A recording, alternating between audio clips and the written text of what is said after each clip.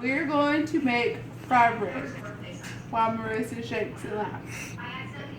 I have a family of 5, but there's 2 extra people here, so I don't measure. Marissa get a shot of the flour. We're gonna get a regular bowl, measuring bowl, put some flour in there. Then we're going to use milk. I just use 2% milk. You can use canned milk, buttermilk, it don't matter as long as it's milk. I use a fork because I don't like getting my hands dirty because I'm just not. I don't like dirtiness. So you just gotta make sure that you keep it all stirred. Make sure you get all the way to the bottom. Because if not, then you'll have flour at the bottom of your bowl whenever you start cooking.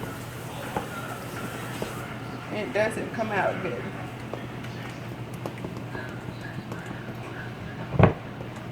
Try not to make a mess.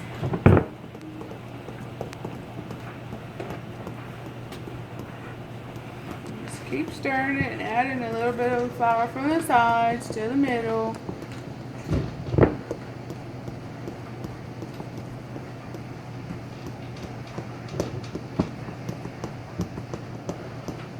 And when it starts getting too thick, then you can add just a little bit of milk at a time. Don't add too much because then you can make the dough too liquidy. You make sure you get all of the flour from the bottom of the bowl. Make sure you don't leave any on the bottom so it gets caked up. If you want to mix it by hand, go ahead and mix it by hand, but I use a fork just because I don't like being dirty.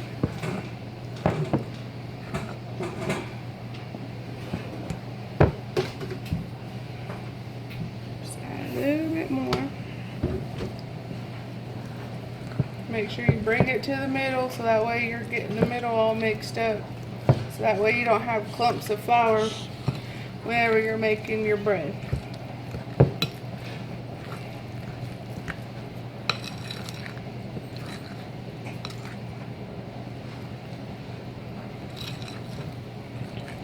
And if you do pour too much milk into it and the dough gets too liquidy, you can just sprinkle some more self-rising flour into the bowl and then mix it up and it'll thicken it back up.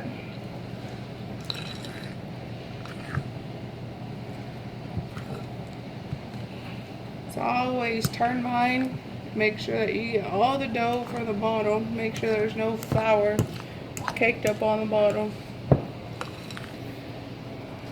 Then